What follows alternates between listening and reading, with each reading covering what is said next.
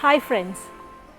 Mathematics can be broadly classified into two categories: continuous mathematics and discrete mathematics. Discrete mathematics is a study of discrete structures, which are abstract mathematical models dealing with discrete objects and their relationship between them.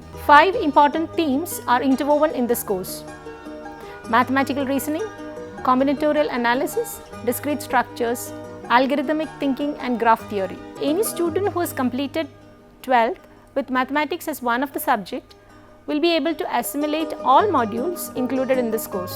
The main topics covered in this course will be sets and proportions, computability and formal languages, permutations, combinations and discrete probability, relations and functions, graphs and planar graphs, trees, finite state machines, analysis of algorithms, generating functions, recurrence relations and recursive algorithms, groups and rings, and Boolean algebra.